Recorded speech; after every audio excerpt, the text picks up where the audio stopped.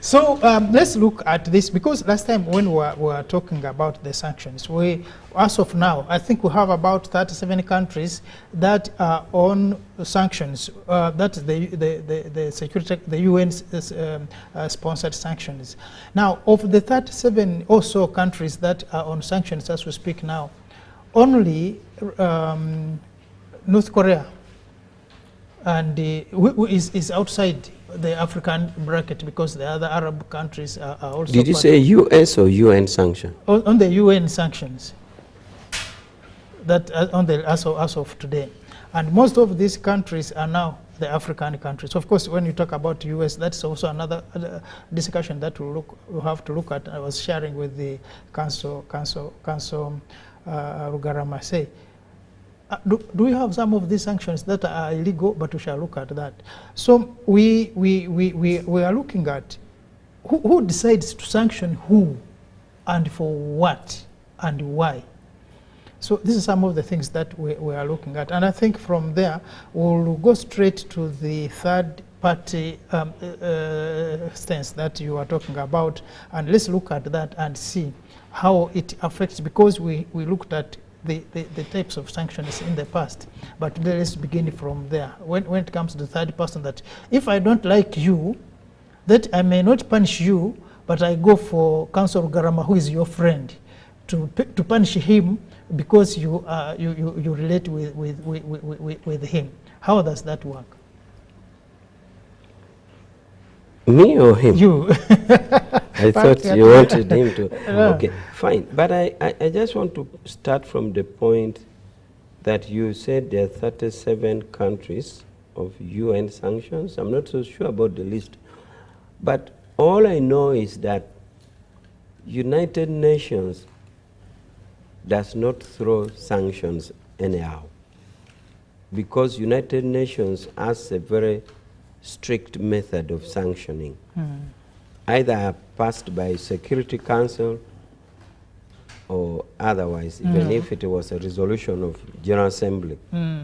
Mainly Security Council, which has more sanctions. For example, I remember, I think I may be subject to correction, that the sanction against South African apartheid regime was a resolution of General Assembly, not a Security Council, if I may recollect. I may be wrong. But in other words, I'm trying to say that some sanctions can pass through General Assembly. So South African apartheid regime was sanctioned, and that is why Ronald Reagan, the president then, and Margaret Thatcher, the prime minister of UK, did not like it. Because if it was a Security Council one, it would have been binding, or they would have even vetoed it. But they continued to toe a line of what they call constructive engagement with South Africa. But the rest of the world had said South Africa must be sanctioned because of apartheid. Sure. Now, so I'm saying United Nations has not been throwing sanctions anyhow, so you need to check the list of the 37. Maybe Rugarama has better information. But the long list of sanctions that I know are the unilateral sanctions by United States. And these are the sanctions United States, using their own legislation passed in their parliament, they started to pass a law to sanction particular country or countries. That is where the list is longer.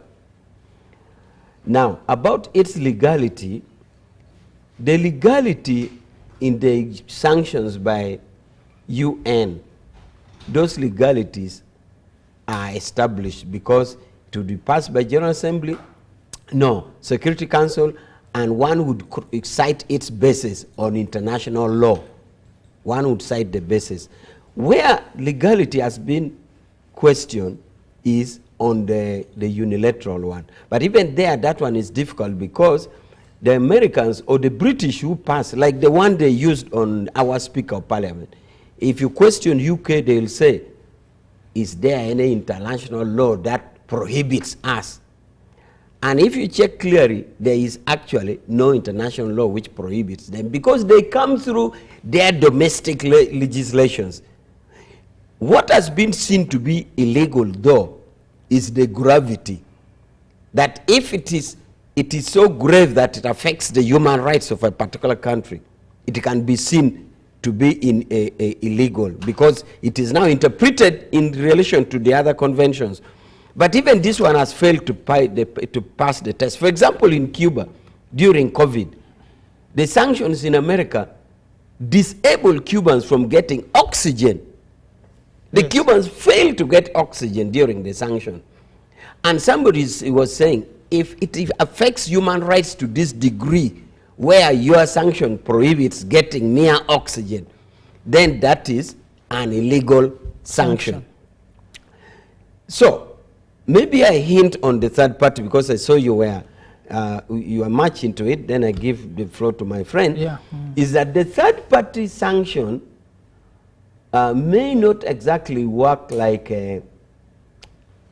you want to punish me, so you punish my friend Rugarama. What happens is that the country like United States passes a law which is binding on another country. It is not, for example, it passes a law which binds France, making France to implement that sanction. So that is how the third party works. In other words, France, which is not, say, in a relationship with take the case of Cuba and United States. It can even be applicable to Uganda, Cuba and United States.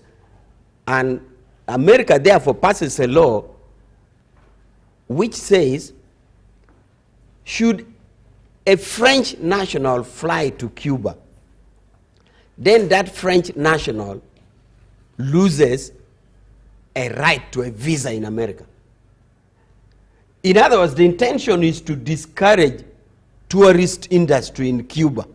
The punishment is to punish Cuba by discouraging tourism industry. Because European Union, for example, had 1 million tourists coming to Cuba. And this was a huge income for Cuba. Now, to destroy that tourism, that industry, the American law in Parliament says now, if you're a European citizen and you go to Cuba, then you lose your right to an automatic visa. In other words, therefore, this law has been implemented through another party, and that is why now you come of a third party application. A country which is not antagonistic to Cuba in relation to America is now bound to implement the law. For example, now in the case of the visa I've explained, now European countries are now announcing in their radios and televisions, giving awareness to their citizens that please be aware that should you go to Cuba, you lose the other right. So go knowingly. Go knowing the risk that you are taking. So should you choose and say, I don't care, me I will go, then you go, but knowing, and then you lose the other right. And many have taken the risk and said, I want to go to Cuba. If you want to deny me the visa, please go ahead. Because now, after that, you have to apply like an ordinary Ugandan applying for an American visa. Yet before, you just board a plane from Paris, fly to America, and get your visa. So that is to the extent of third-party applications. And we can illustrate more, but I think I can stop there for the moment. And Rugarama, karibu tena. But now you are looking at an issue of punishing someone because either you don't agree with them, or because they don't look like you, or because the major sanctions, like Nduka, which was saying, you can have economic sanctions, you can have diplomatic sanctions, or you can have mainly economic but also international sanctions, which mainly concern security and of the international community. But we have seen some of these people come up with of course, even the individuals can be sanctioned. Even the UN also has, the Security Council has some individuals who have been sanctioned. But the law, again, the statute, the one which is for, they said the article on responsibility of states for internationally wrong deeds, will demand that when you are being sanctioned, especially as a country, you are supposed to be given audience to explain yourself. why you are doing certain things. But we have not seen this happen. It means that then therefore countries are being sanctioned arbitrarily. And they owe you know nothing. You don't have to. You are wrong. You are wrong. It stops there.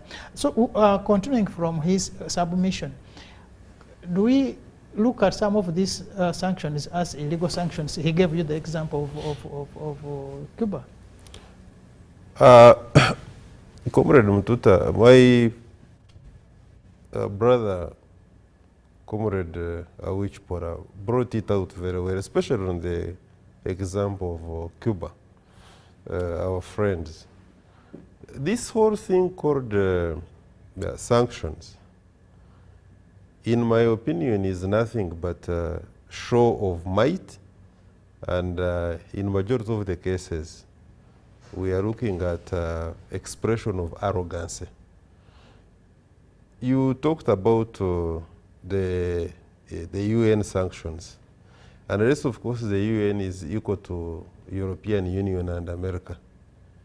Because what happens in majority of the sanctions that we are looking at, it is either America, unilateral sanctions that we are talking about, or it is the European Union. And what are they doing? They are not sanctioning their fellow members, or cases where you find that, for instance, Germany is sanctioning some nationals from America, as if for them they don't do any wrong, even when, for instance, we have had, or Germany may be sanctioning some Americans, because at one time, you remember, not long ago, less than even a year, the American government was caught pants down. I think that was during the regime of Barack Obama, spying on the German government. They got that information.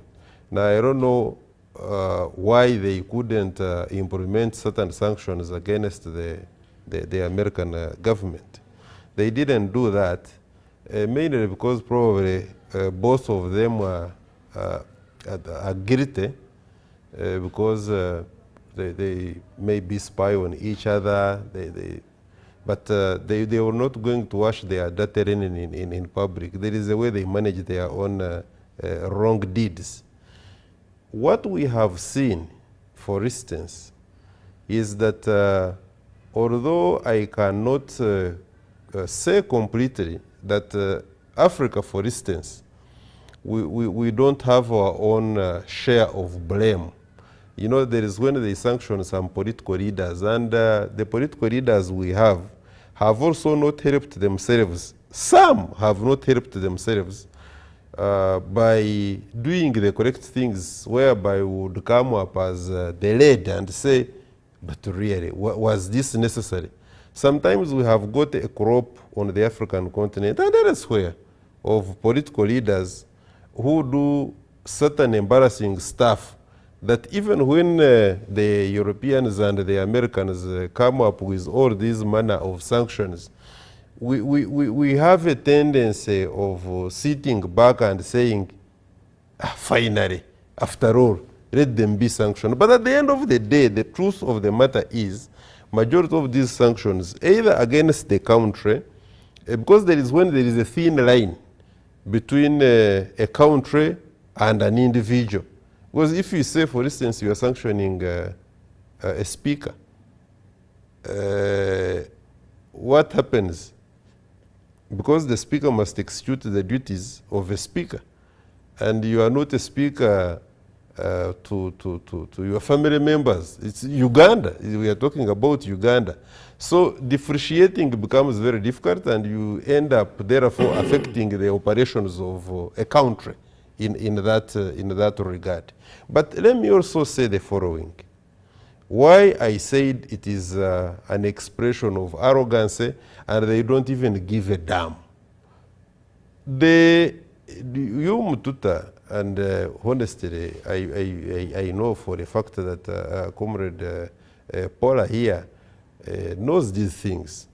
We have had the European Parliament say on the floor on the floor, some of their members of parliament come up to say, we can do something about Africa because we don't like President X or leader Y. And what do? We can withdraw our support, financial support. We can withdraw injecting certain money in certain areas on the African continent and elsewhere as a show of displeasure of what they are doing. And what are we doing? Certain things like, say, for instance, passing a legislation against these people who do some stuff like homosexuality and that kind of thing.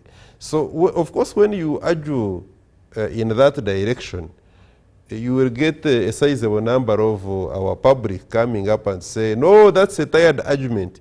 The truth of the matter is that we have done something, very many things. Then they will bring issues to do with iron sheets, issues to do with, all sorts of things. And we lose the bigger picture by going into some of these small things, quote unquote small things, and we miss out the big argument. The big argument is that away from Uganda, for instance, why has America sanctioned the regime in Venezuela? Exactly. Give one a very good reason why. Simply because the American government is no longer having the monopoly over the natural exploitation of the natural resources of Venezuela. There is absolutely nothing wrong in the leadership in Venezuela and the people of Venezuela saying Maduro is our leader, or for that matter even previously, because also there were some levels of sanctions which lately have been enhanced. They give one good reason as to why we have got sanctions against Cuba. And like my brother Paula was saying, to the extent that you put sanctions, economic embargo, a total economic embargo on a country like Cuba, that you are even affecting the entire spectrum of health. Yeah, you can deny oxygen. There is no such a thing as a country, even America, which claims to be at a different level altogether, as if for them they are not on planet Earth. They can never be self-sufficient in everything. Therefore, when we say that Cuba, and correctly so, by the way, has got a very good health system, we cannot rule out the fact that they will need another country to exchange, because you saw what happened during, for instance, COVID. If it was not for the Cubans, the remaining Italians would have been wiped out. Exactly. For the very first time, I think Europe swallowed its pride and they allowed a plane straight of health workers to come from Havana, and they went and rescued the Italians, you see. But we have got cases, even up to now, especially during the regime of Trump and Pompeo, where they enhanced sanctions against Cuba. Yeah. And for why? Simply because at that material time, the Trump administration wanted the extensive and exclusive exploitation of the natural resources of Venezuela, and to the extent they wanted to overthrow the government, to cause a mutiny, and it is the Cuban leadership that was helping out on the military side of it, was helping out the regime in Venezuela. So they had to enhance. Let me just conclude with this. So they thought that by punishing Cuba, in enhancing the sanctions, yeah, which Barack Obama had kind of lifted somehow, and then they were going to deal a big blow. And I think to an extent, of course, they have done it, although, frankly speaking, also the people of Venezuela and the leadership, they are not sleeping. They're also trying to do something. Now, so therefore, the issue of sanctions you saw the regime in, is it Bangladesh? Yeah, Bangladesh. It was just the disagreement of America with the Bangladeshi leadership on utilization of certain strategic areas within Bangladesh, including that island where the Americans wanted to put their military base, and Bangladesh refuses in favor of China. Then they said, if that is the case, we can go an extra mile and even overthrow the leadership, which they did anyway. Not only that, you go to Ukraine and see who caused the initial problem. The initial problem of removing a regime which they thought was part and parcel, was heavily aligned to Russia, was done by the American ambassador there. Ndugu, which has a point. I want you raise an element of what would be called a right to be heard. Yes. In initiating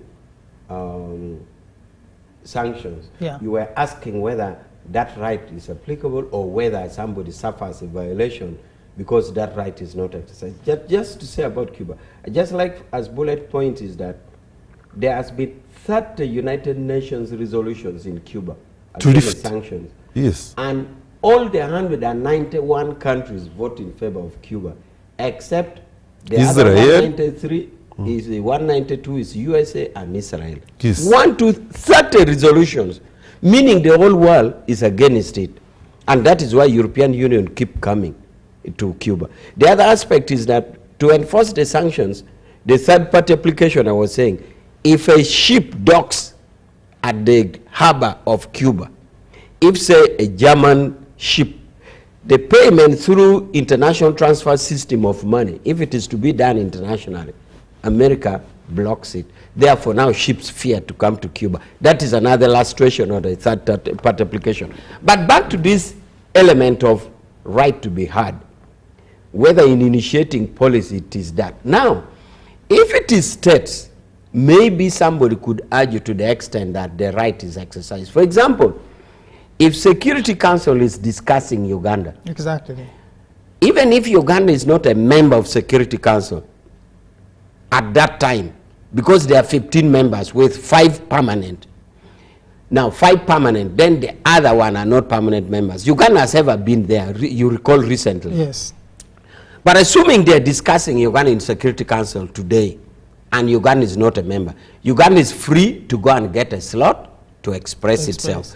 So possibly one could say to the nearest extent of a right to be heard. But when it comes to individuals, say if you are sanctioning the Speaker of Parliament, these are mainly done through usage of national legislations. Like the Speaker is sanctioned under the UK law of, I think, called the Global Anti-Corruption something Act. It is an act of Parliament. Yes. So there they also denied you a right to be heard, because what they're saying is this law is about my country. So when I'm passing a law about my country, I don't need to consult you. So when I tell the Speaker, don't come to my country, I don't need to ask your permission. Should I discuss with you to invite you or not? It's my country. So it is these unilateral laws in individual acts of Parliament that does not have any element of a right to be heard in the initiation and in the application. In fact, I remember there was a time when General Kale Kayihura, when they mentioned sanction about him, Kayihura raised that. He said that is a violation of basic human rights because you have not heard me. The typical way that he is. You have not heard me. But for them, their counter argument is, I am saying don't come to my country. Yes. I don't need your permission. I don't need your permission. I'm saying don't come to my house. Comrade Dupora, just a small interjection there. Honestly speaking, a country like Britain, which wants the entire world to believe that it has got its human rights credentials up there, why wouldn't you, even if, by the way, it was not by law, why wouldn't you afford somebody you want to harm an opportunity to say something? You see, I think I'm just putting facts as they are so that you see As if of there now. are loopholes. Exactly. For example, if you go to legislative processes, how a law is passed, maybe the only point of hearing somebody, you see, even in Uganda, when you're passing a law in agriculture, on agriculture, you will get farmers, isn't it, to present their views. At the committee stage, you will present those who process agriculture at the committee stage. You will get those who do storage of agricultural food at the committee stage.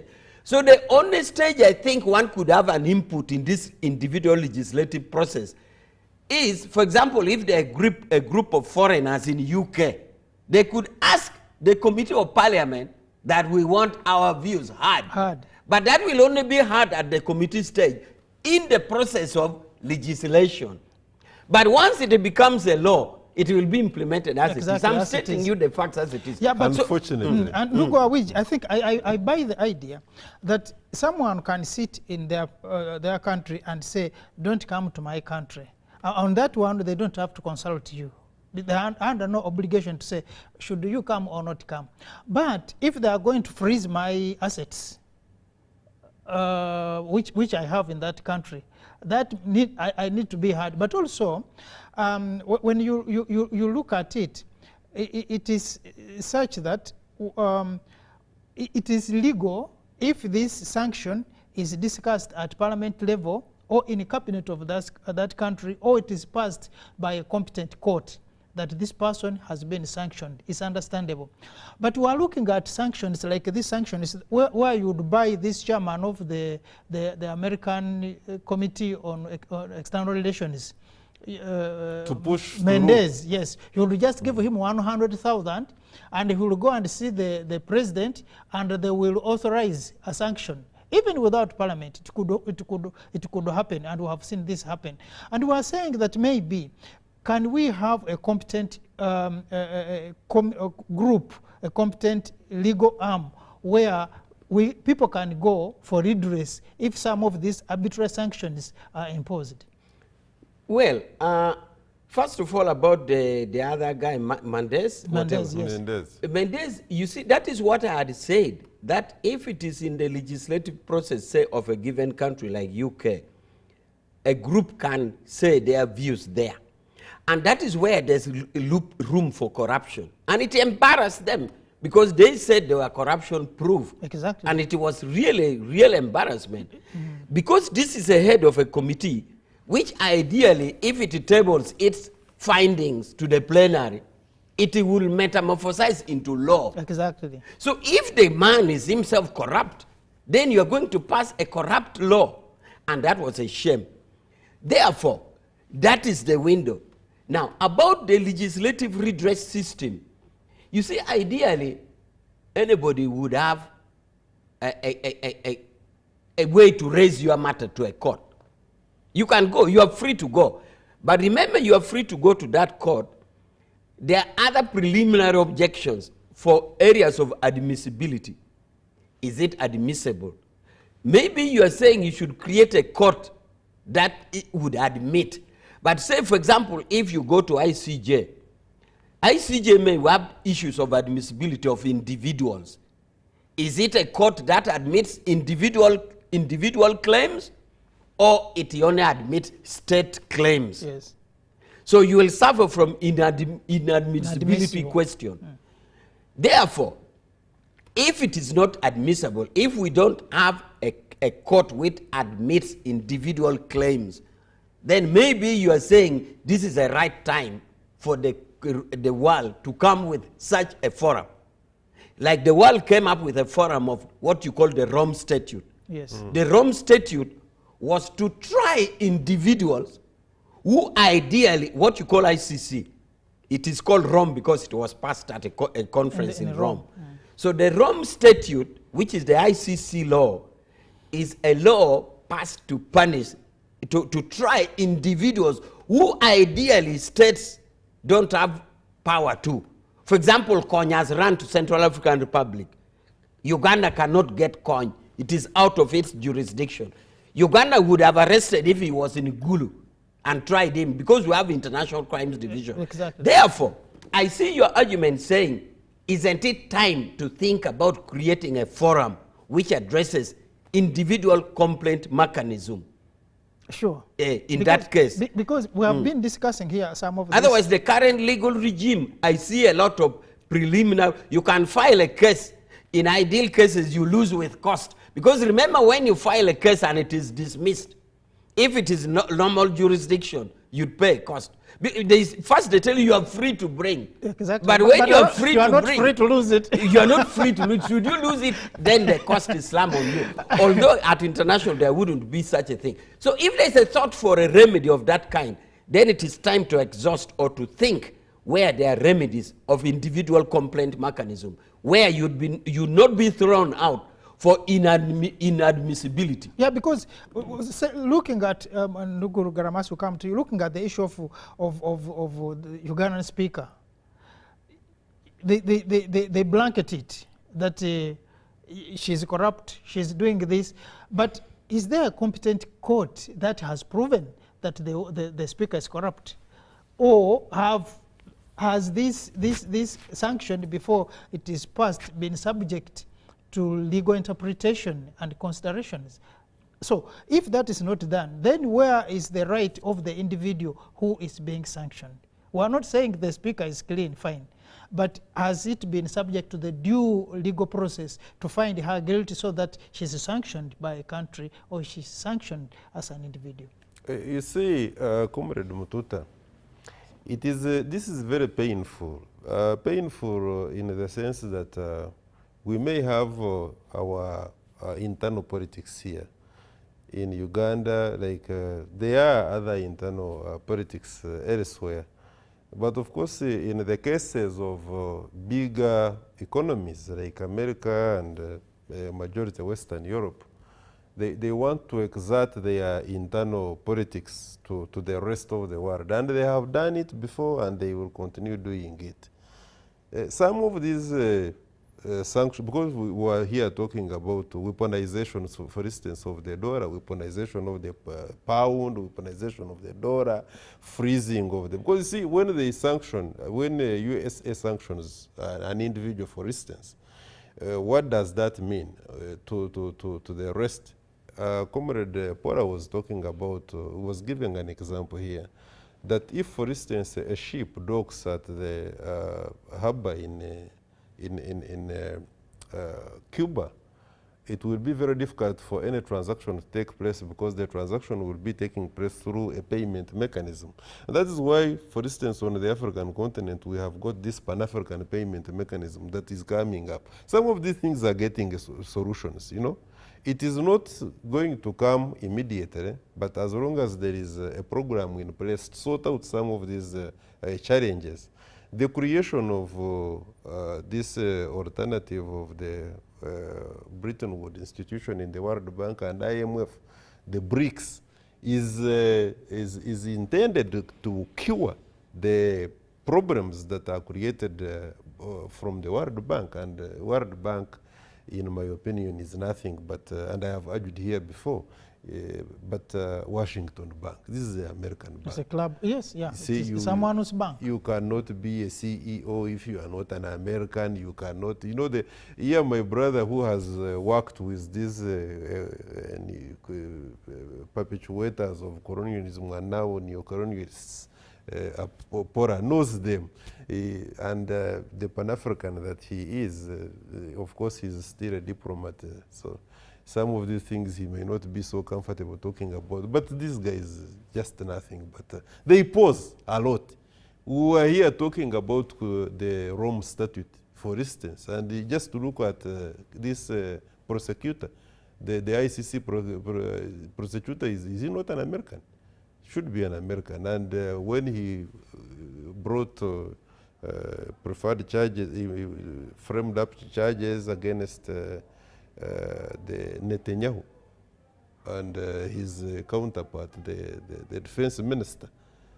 Do you know what the Americans said? He said, "You man, don't even come back to our country." Of course I knew that for him he did the right thing. He has managed to say, this is what we are going to, the ICC is going to charge you with. They have actually, he went actually ahead to say this is what we are coming up with. This is what we have come up with. This is what these are the preferred charges, and we are taking them to court to see if they can give us a clean bill, so, and we go ahead. But do you think court will do that? Yeah, because it will die. It will die there. You're also raising an issue which he raised and which also wanted to make a follow-up on. The issue of, was talking about jurisdiction, but also the issue of when these decisions are taken, how credible are they? Because when you look at some of the systems, you are talking about the ship docking in a country and they will frustrate you. You will not be able to do business. You remember how Maduro's plane was hijacked recently from the Dominican Republic. Just because they had gone there for. You remember how President Bashir was embarrassed in South Africa when he had gone there for a visit. And if it was not the magnanimity of the leadership in South Africa, I can assure you he would have been picked. The embarrassment would have been even much greater, because at least the leadership in South Africa did a great job.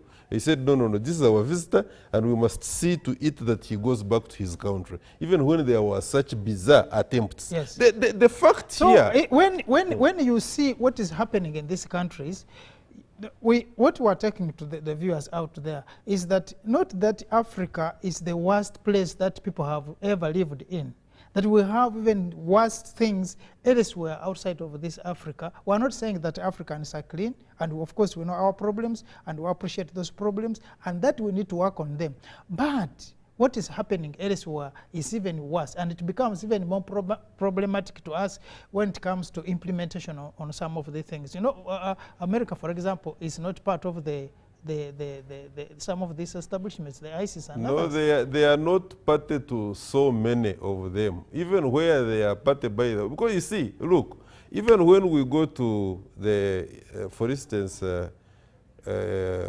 issues to do with climate, you know, who is the biggest polluter?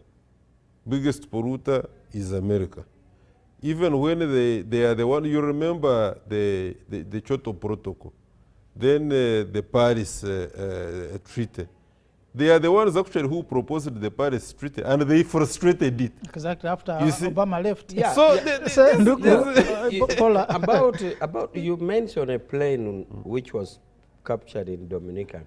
I wanted to illustrate it also further as a case of third-party application. Exactly. Of the law. Because the Americans passed a law that Venezuela should not buy their things. There was a trade embargo. Now, according to them, another person bought that plane from America and sold it to Maduro, to Venezuela. To Venezuela. And it was now carrying a Venezuelan flag. So under their law, which also touches a fair hearing, under their law, if such a thing is got, it is confiscated without a fair hearing. Because ideally, the principle of natural justice exactly would say, if you have a matter against me, first hear my views. Yes. You have heard that I have bought this plane, which is an American plane, through a third party. Why don't you hear me? So there's no, that principle of natural justice is violated. And so I just wanted to illustrate that case in a matter of a third-party application, in that somebody else had bought the plane, and then Venezuela bought it from him, and now they're saying, no, you were not supposed to, even through another person, as long as it is our product. But now also touches the right to a fair hearing. Sure, okay, you have heard it, so why don't you hear from it? Nothing. And who has decided? Who has decided? Exactly. And that is the same thing under the UK law, which says that if you have done, they just said the ingredients. If you have found, according to them, if you have done 1, 2, 3, 4, the government of UK will designate you as a sanctioned person. No hearing, nothing. Now, So that is the danger with that. So we find ourselves in such an embarrassing situation. Do you see, But therefore, now, comrade, do you see that that level of arrogance is what we, emanating from the Pan-African world, is what we must now be looking at and finding solution for? Because you see, we are looking at this world. Do we call it unipora? But we need now to look at, it should be multipora. Because that we must get solutions from elsewhere. The status quo is favoring one side. And this one side has been favored for a very long time to the disadvantage of the rest of the world.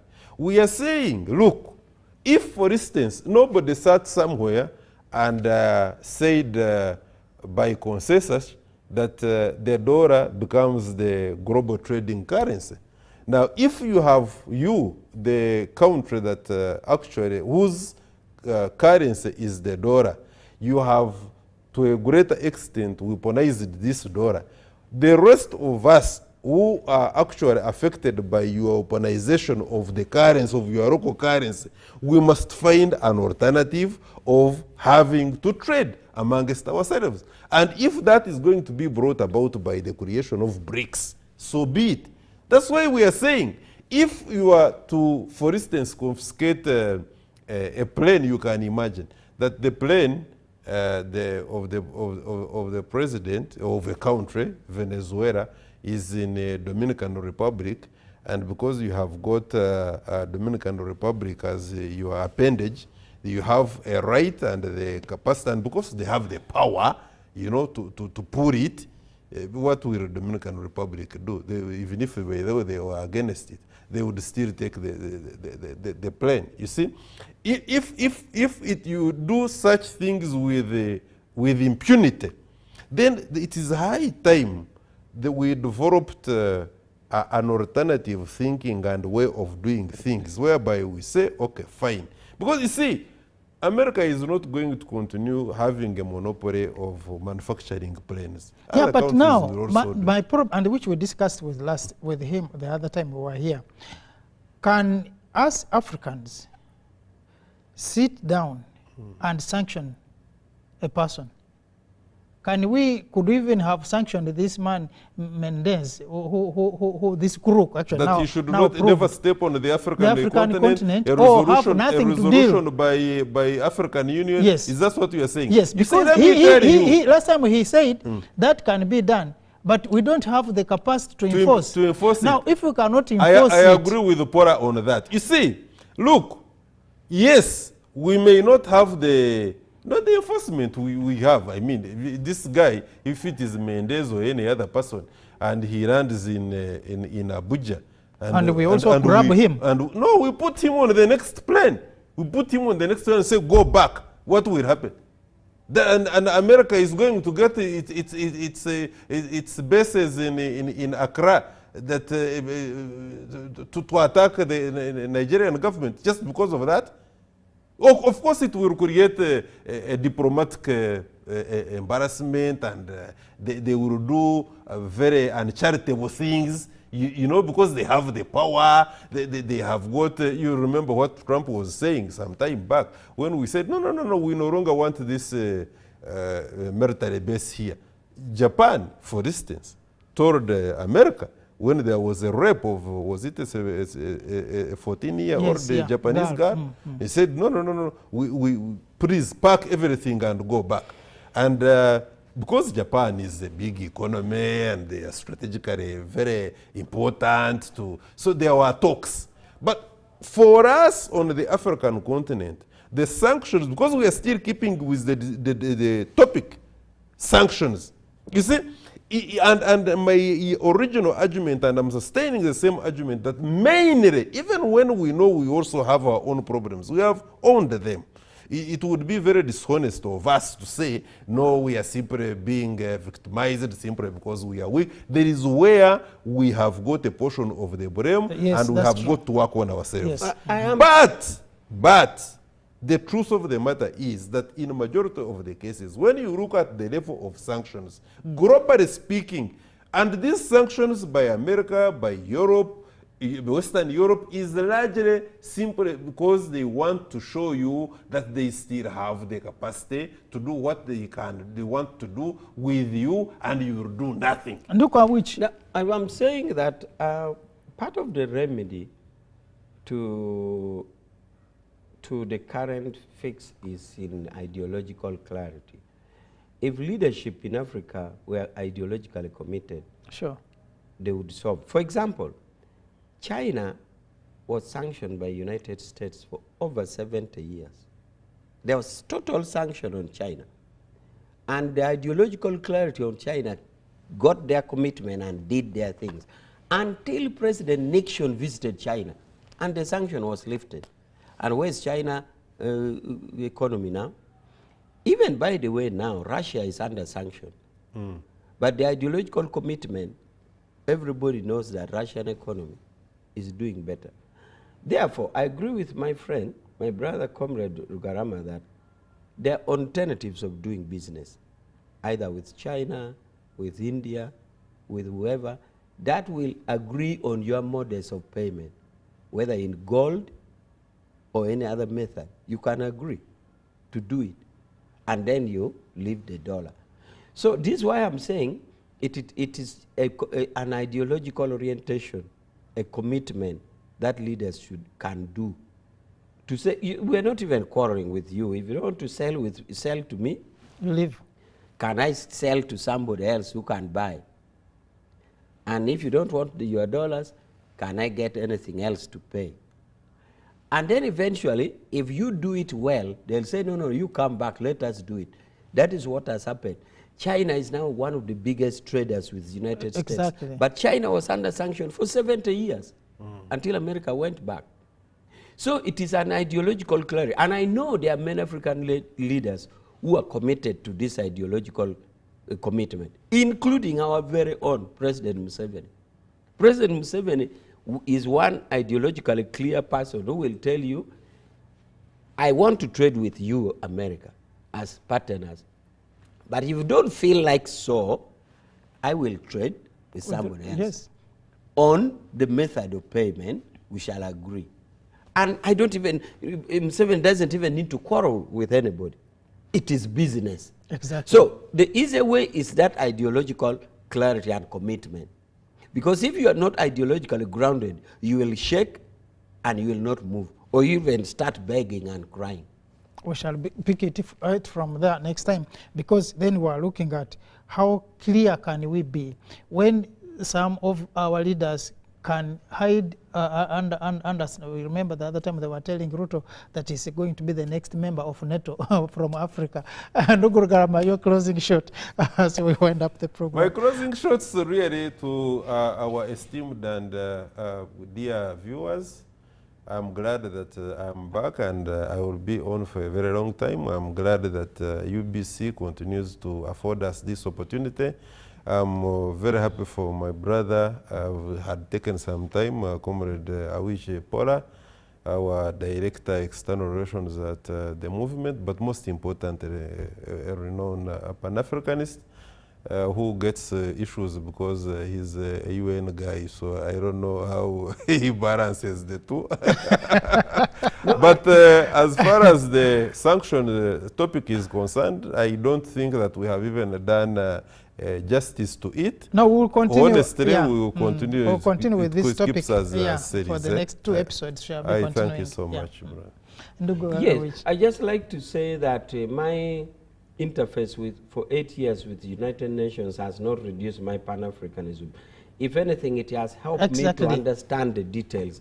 And I got to know that Pan-African actually started from outside Africa. Yes. Yeah, sure. It came back to Africa. It had also helped me to package things in international law formats because I'm privy to conventions. But my last comment is that to our brothers from the strong economies, America and Europe, we really demand for a just world, and therefore this justice should even be seen in your domestic legislations that you make. You are right, free to make your laws to protect your country, but we pray that and request or even demand that those specific legislations should be just and should be having remedies for addressing concerns like we have raised here. Sure, yeah, because other than that, then we just become the consumers of the injustices. And we have also seen from the discussions we have had here, and I think the next episodes when we shall be discussing, to see that some of these systems are not, most of them actually, fair, especially to the least developed countries and the developing countries, so that we are kept in that status quo for someone to benefit. But these are issues that now need to be brought to the fore.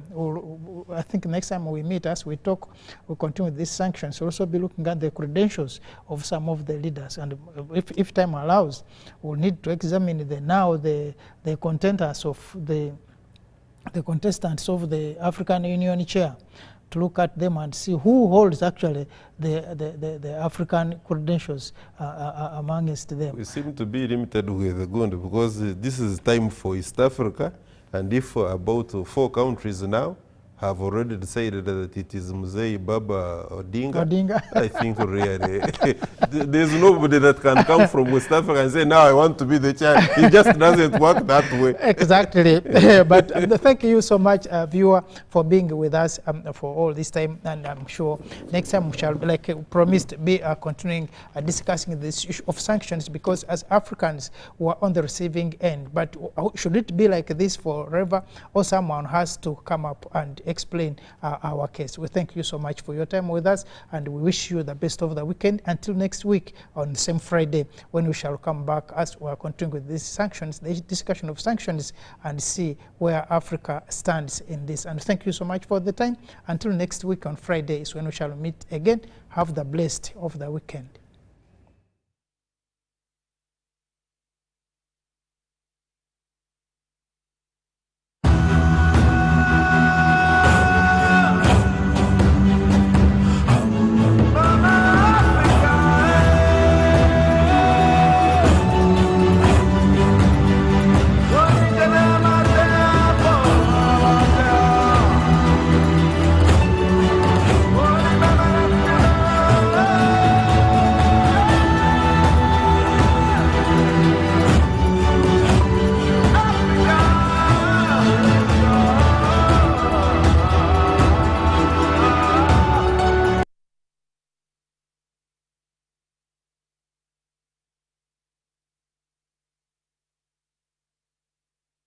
Pick of the day on UBC. One-on-one with Michael Jordan Lukomwao.